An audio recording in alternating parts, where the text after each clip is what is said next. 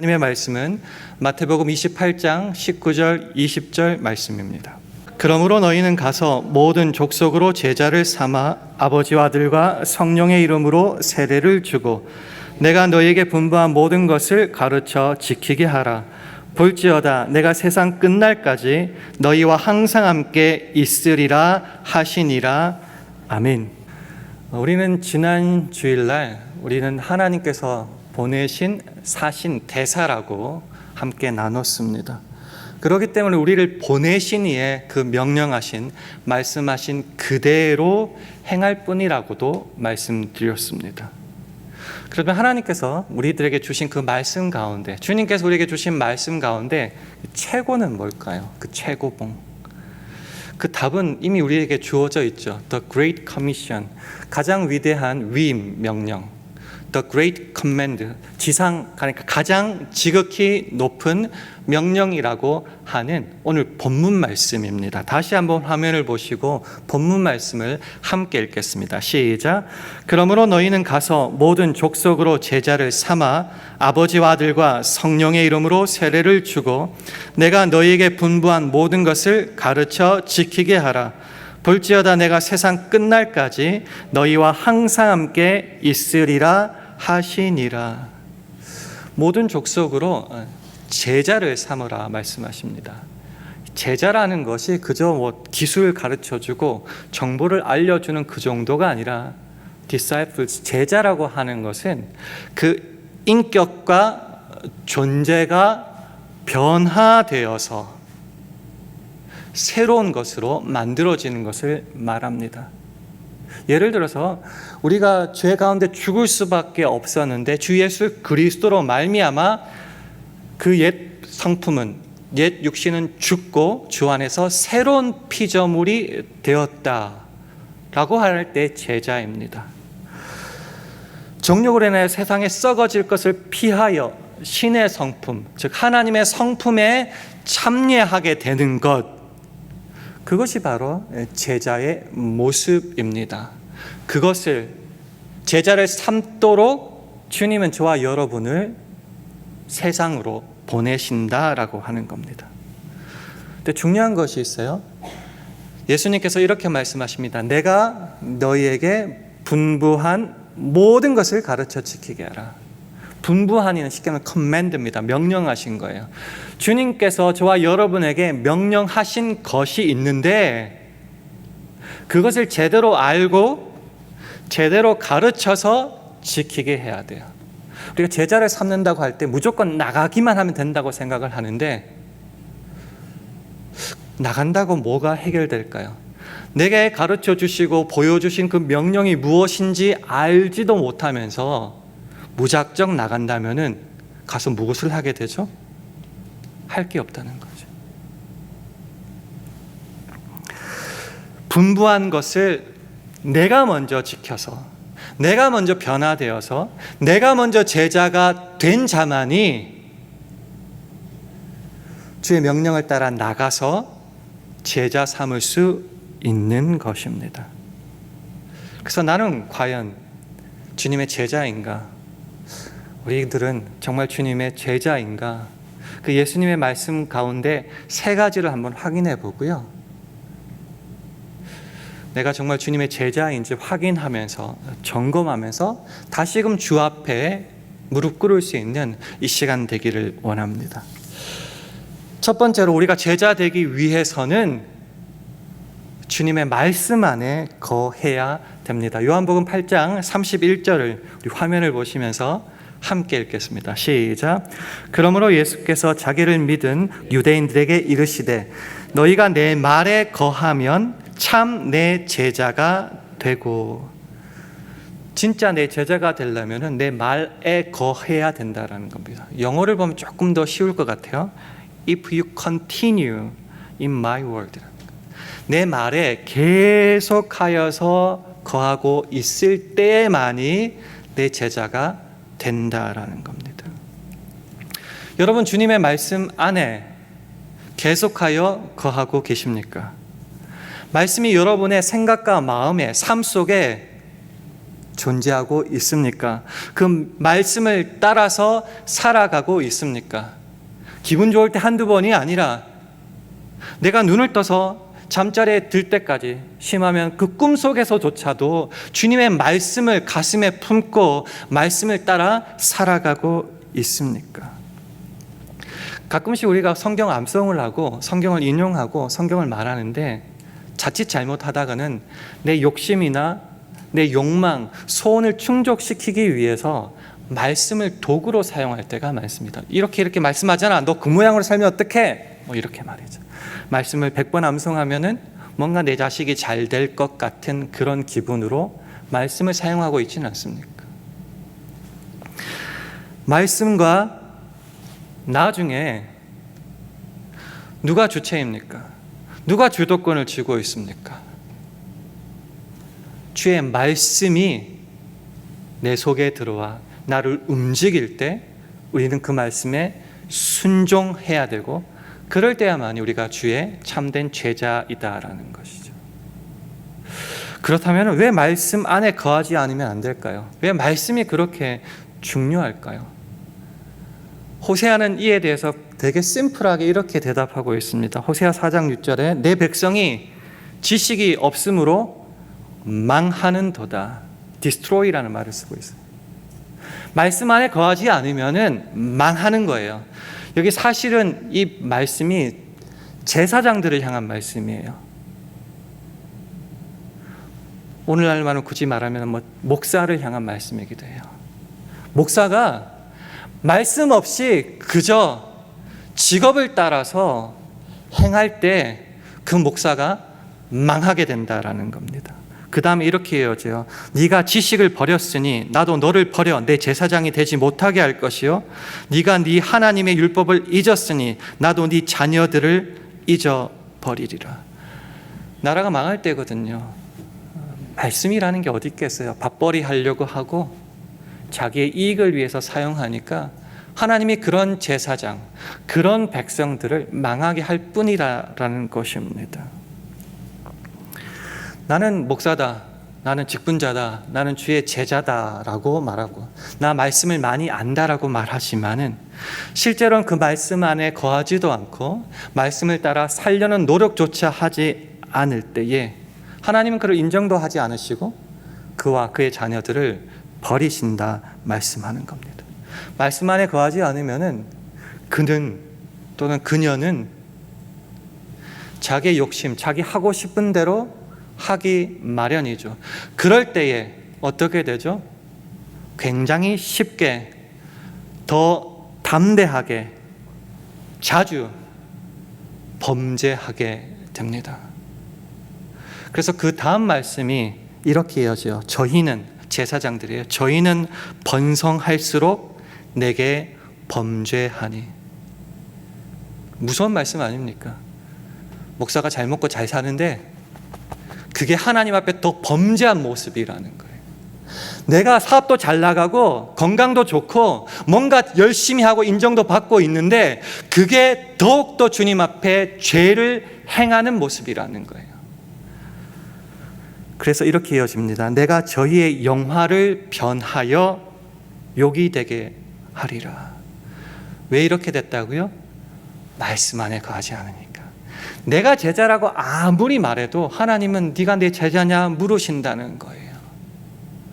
말씀 안에 거하지 않을 때 망하게 된다. 예수 그리스도가 나의 구주십니다. 내가 주님을 영접합니다. 내가 주님의 제자입니다. 말씀 안에서 살아가겠습니다. 각오하고 다짐하고 살아가는데 정말 내가 말씀 안에 거하고 있는가? Continue. 한두 번이 아니라 계속하여서 그 말씀을 따라 순종하고 있는지 우리가 한번 확인할 때입니다. 두 번째, 우리가 정말 제자가 되기 위해서는 과실을 많이 맺어야 한다고 주님 말씀하십니다. 요한복음 15장 8절 말씀을 화면을 보시고 함께 읽겠습니다. 시작. 너희가 과실을 많이 맺으면 내 아버지께서 영광을 받으실 것이요 너희가 내 제자가 되리라. 아멘. 하나님은 우리의 농부가 되시고 예수님은 포도나무가 되시죠. 그러면 저와 여러분은 뭔가 그 포도나무에 있는 가지라는 것입니다. 농부이신 하나님께서 우리에게 뭘 원하시는가?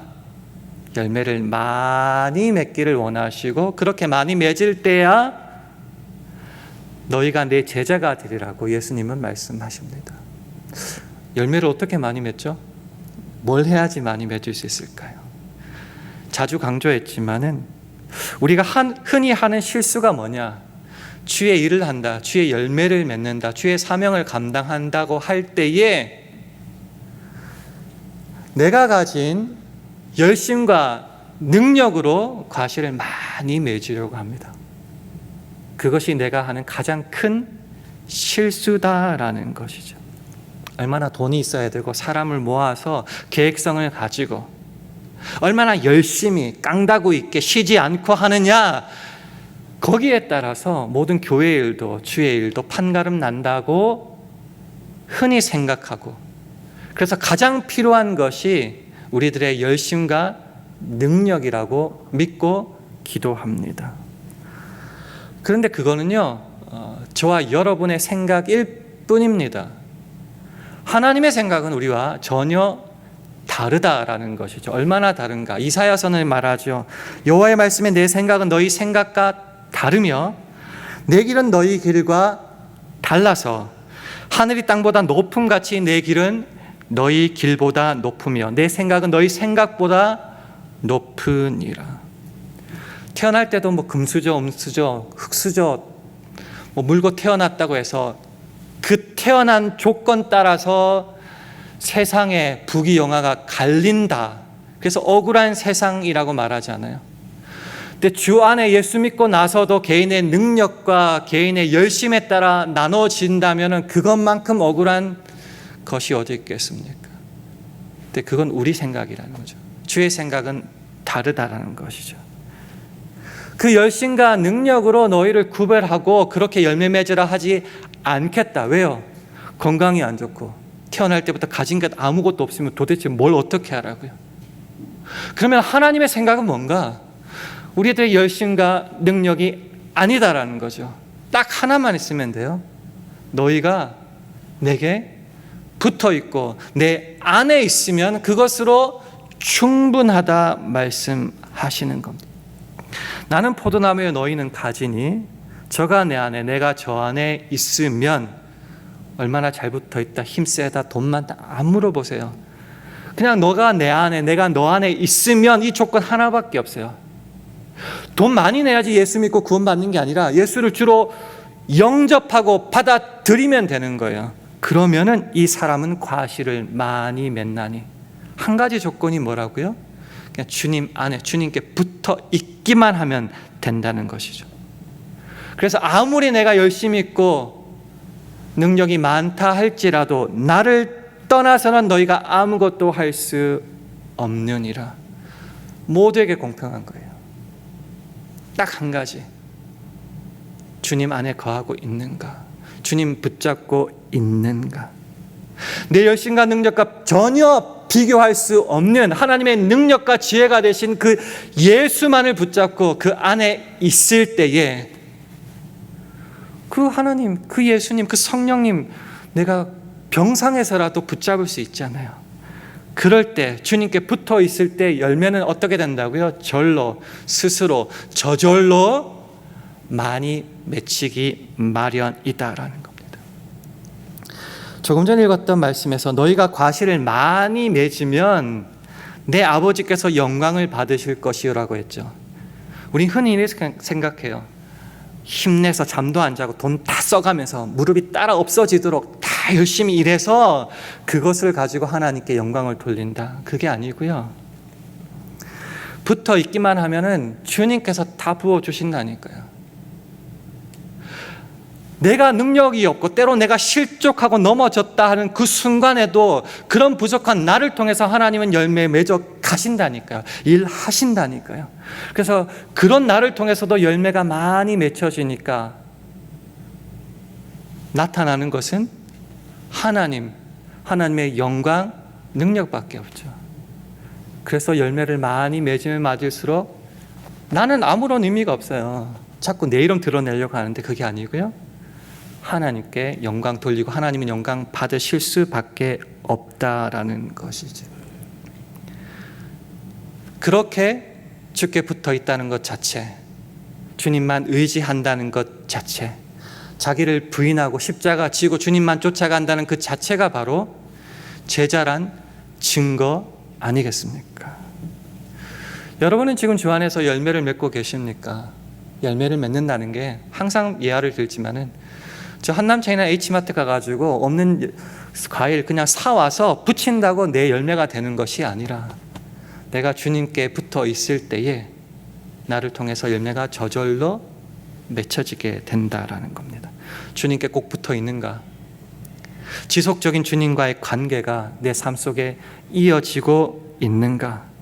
그런 친밀한 교제 속에 자연스럽게 나타난 것, 바로 많은 과실이다라는 겁니다. 마지막 세 번째로 우리가 주의 제자가 되기 위해서는 서로 사랑해야 됩니다. 요한복음 13장 34, 35절 말씀 화면을 보시면서 함께 읽겠습니다. 시작. 새 계명을 너희에게 주노니 서로 사랑하라. 내가 너희를 사랑한 것 같이 너희도 서로 사랑하라. 너희가 서로 사랑하면 이로써 모든 사람이 너희가 내 제자인 줄 알리라. 하나님이 세상을 이처럼 사랑하셨습니다. 저는 그 말에 동의해요. 이처럼이 아니라 이처럼이에요. 이처럼 사랑하셔서 어떻게 했냐? 아직 죄 가운데 있던 저와 여러분을 위하여 십자가에 죽으시기까지 사랑하셨다는 겁니다. 그래서 그 주님의 사랑을 힘입어서 저와 여러분은 구원받았고 하나님의 자녀가 되었습니다. 그런 사랑을 먼저 우리들에게 머리끝부터 발끝까지 채워주셨어요. 그래서 그 사랑이 나를 변화시켰고요. 그 사랑이 나로 찬양하게 감사하게 만들었습니다. 그것이 내가 어찌할 수 없을 정도로 흘러 넘쳐서 나를 사랑하신 것 같이 나도 서로 사랑해야 됩니다. 서로 사랑한다. 서로는 누구죠?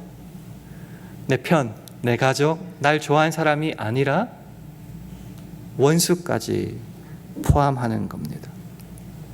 서로 사랑하는 것은 말과 혀로만 사랑하는 것이 아니라 구체적인 행동으로, 구체적인 실천으로 이루어져야 하는 겁니다. 말이 어렵죠? 내 돈 가지고, 내 몸 가지고, 내 시간 가지고 해야 되는 겁니다. 근데 이 사랑은 내 유익과 내 이름값을 증명하고 나타내기 위해서 하는 것이 아닙니다. 예수님은 어떻게 했죠? 상대, 그러니까 구원받아야 될 저와 여러분을 위하여, 우리들의 유익을 위하여 자신의 모든 것을 희생하셨다. 그 사랑을 받아 우리는 똑같이, 우리도 내 유익과 이름값을 위해서가 아니라 내가 찾아가야 될 그 못나고 못난 사람들의 유익, 구원을 위해서 희생할 수 있어야 된다. 포기할 수 있어야 된다라는 겁니다. 내가 널 너무 사랑하고 널 구원하기 위해서 하늘 영광 버리고 이 땅에 와서 십자가에 죽기까지 했단다. 그래서 네가 구원을 얻었단다. 내가 너를 사랑한 것 같이 너희도 서로 사랑하라 말씀하시는 겁니다. 왜 이 사랑을 해야 되죠? 왜 이 사랑을 할 수 있습니까? 매번 드리는 말씀이죠. 우리한테도 없어요. 죄송합니다. 이런 표현을 써서 먹고 죽으려고 해도 없어요. 근데 자꾸 하나님이 하라고 해요. 그러면 난 미치죠. 난 너무 억울하죠. 속상하죠. 근데 왜 주님께서 내가 너희를 죽기까지 했던 것처럼, 그래서 사랑한 것처럼 서로 사랑하라고 말씀하시는가? 우리에게 주신 그 사랑이 흘러 넘치니까요.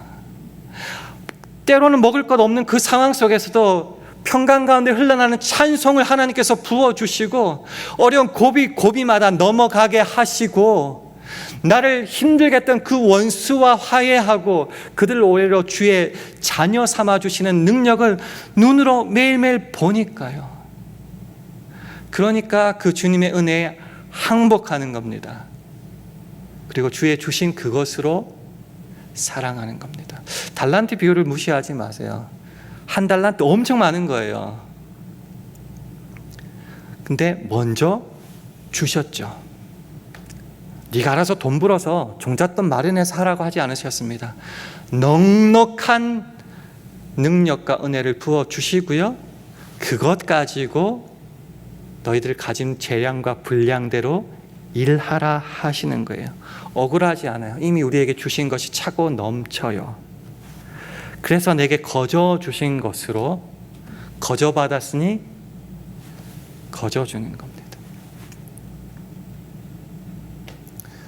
고린도 교회에 분파가 생겼습니다. 바울파다, 게바파다, 아볼로파다, 그리스도파다 나누어졌죠. 그때 사도 바울이 뭐라고 했냐고 하면 이렇게 말했습니다. 교회를 설립한 내가 물 줬다. 지금 목회자인 아볼로가 여러 가지 다듬어주고 그렇게 해줬다. 너희를 보살펴줬다. 그러나 우리는 아무것도 아니다. 오직 자라나게 하시는 분은 주님이시다 말씀하시다. 내가 받은 것으로 뭘 한다고 자랑할 것이 어디에 있겠습니까? 그래서 이미 주신 넉넉한 것으로 나 혼자 잘 먹고 잘 사는 게 아니라 이것을 그 사랑 주신 주님의 명령을 따라서 다른 이들에게 이렇게 나누어 주는 것, 서로 사랑하는 것, 그게 사실은 내가 제자이라는 확실한 증명이다라는 겁니다. 억울하지 않냐고? 억울하지 않아요. 내가 축복의 통로가 되어서 나도 복을 받고 나를 통해 다른 사람도 복을 받으니 이것보다 행복하고 즐겁고 기쁜 일이 어디에 있겠습니까? 여러분은 지금 서로 사랑하고 있습니까?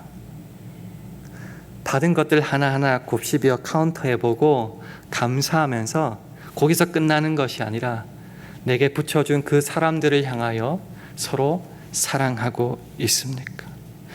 사랑도 내 하고 싶은 대로 내 방식대로의 사랑이 아니라 주님께서 보여주신 그 방식대로 사랑하고 있습니까? 여기서 조금 더 나가보죠. 자꾸 제자 하니까 주님 명령자, 나는 명령을 받아서 나 혼자 이렇게 각계전투로 혼자 나가서 싸우고 열심히 뒹굴고 이렇게 해야 된다고 생각하는데요. 조금 다르게 생각해야 돼요. 그러면은 나랑 집사님, 장로님, 권사님은 다 다른 부대입니까? 성경은 말하죠. 주도 하나요? 성령도 하나요? 세례도 하나요? 그래서 우리도 하나다. 한 주님 안에서 우리는 한 교회로 부르심을 받았습니다. 개인적으로 주님과 나도 이어져 있지만은 그 한 주님을 인하여 부르심받고 사랑받고 명령받은 저와 여러분 한 사람 한 사람도 주 안에서 하나로 이어져 있습니다. 그래서 우리는 주 안에서 하나입니다.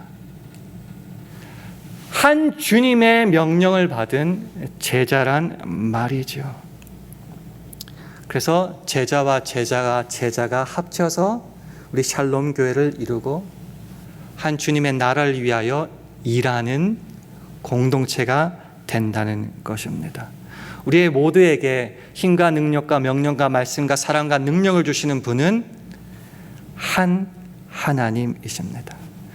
그래서 에베소서 2장 20절 이하에서 말하는 것처럼 우리 모두 한 사람 한 사람은 예수 그리스도를 모퉁이돌로 한 제자 하나로 이어져서 한 교회를 만들고 지어져가는, 누가 짓는다고요? 내가 아니에요. 여러분이 아니에요. 주님께서 그렇게 지어져 가는 교회다라고 말하고 있는 겁니다. 말씀을 맺겠습니다. 세 가지를 말씀드렸어요. 참된 제자가 되려면은 첫 번째로 말씀 안에 거해야 된다 말씀드렸고요. 많은 과실을 맺어야 하는데 그러려면 주님께 붙어 있어야 된다 말씀드렸어요. 그리고 마지막 세 번째는 서로 사랑해야 된다고 말씀드렸어요. 이것의 전제가 되는 것은 저와 여러분의 열심이 아니라 여러분을 사랑하시고 구원하시고 능력 주시는 하나 주님이, 한 분 되신 그 주님이 우리를 하나로 묶어 주시고 우리 모두에게 명령하여 주신다라는 겁니다. 우리 주위 분들 한번 살펴볼까요? 우리는 주 안에서 하나로 이어진 주님의 제자들입니다. 그리고 혼자 놀아야 되는 것이 아니라 예수 그리스도를 모퉁이 돌라 하여 여러분 한 분 한 분이 하나로 이어지게 그렇게 지어져 가는 제자들입니다. 이 제자들이 있는 교회가 하나가 될 때에, 그리고 우리 가운데 주님의 능력과 영광이 나타낼 때에 먼저 우리가 참 제자가 되어 평강과 기쁨과 감사를 누릴 수 있고, 그럴 때야 기쁨과 능력 가운데 세상을 향하여 제자 삼기 위해 나갈 수 있고, 그런 모습을 통하여 하나님은 영광 받으신다라는 겁니다. 이번 한 주간 내가 정말 주님의 제자인지 한번 점검해 보고요. 그리고 제자된 우리들이 주 안에서 하나가 되어서 함께 지어져 가는지도 확인해 보고요. 그래서 한 주님 안에서 하나가 되어서 제 영광을 향하여 기쁨으로 이 제자의 삶을 살아나갈 수 있는 저와 여러분 되기를 주님의 이름으로 축원합니다.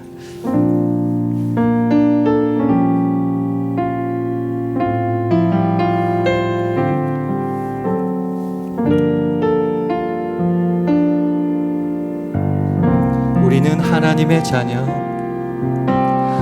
우리는 하나님의 자녀, 주 사랑 안에 우리 거할 때 주님 나를 사랑하신 것 같이 우리도 서로 사랑할 수 있네. 우리는 주의 몸된 교회, 우리는 주의 몸된 교회, 뭐든지 제가 하나 될 때 예수님의 마음을 닮아가며 고통과 즐거움 함께 나누네. 하나님 안에서, 하나님 안에서 우리 서로 이어져 주가 거하실 성전이 되네. 모퉁이 돌 대신 예수와 하나 되게 하신 성령 안에 함께 지어져 가네. 우리 함께 지어져 가기를 소망하면서 다시 한번 찬송하겠습니다. 우리는 하나님의 자녀, 주 사랑 안에 우리 거할 때 주님 나를 사랑하신 것 같이 우리도 서로 사랑할 수 있네. 우리는 주의 몸된 교회, 우리는 주의 몸된 교회, 뭐든지 제가 하나 될 때 예수님의 마음을 닮아가며 고통과 즐거움 함께 나누네. 하나님 안에서, 하나님 안에서 우리 서로 이어져 주가 거하실 성전이 되네. 모퉁이 돌 대신 예수와 하나 되게 하신 성령 안에 함께 지어져간 하나님 안에서 하나님 안에서 우리 서로 이어져 주가 거하실 성전이 되네. 모퉁이 돌 대신 예수와 하나 되게 하신 성령 안에 함께 지어져가네. 모퉁이 돌 대신 예수와 하나 되게 하신 성령 안에 함께 지어져가네. 함께 지어져가네. 기도하겠습니다. 하나님 아버지, 우리로 주의 자녀 삼아 주시고 진정한 제자 되게 하셔서 하나님 나라를 위하여 오늘도 일하게 하심 감사합니다. 내 속에 이미 충만한 주님의 은혜와 사랑을 날마다 확인하게 하옵소서. 그래서 주님 명령하신 그 모든 일에 그저 순종하기만 하면 친히 주님께서 일하시고 이루시는 그 놀라운 은혜와 기적을 우리 매일의 삶을 통해 체험하게 하옵소서. 그렇게 함께 이어져고 지어져 가는 그 기쁨과 즐거움과 감사와 감격이 우리 평생에 걸쳐 넘치기를 간절히 바랄 때에 예수님 이름으로 기도합니다. 아멘.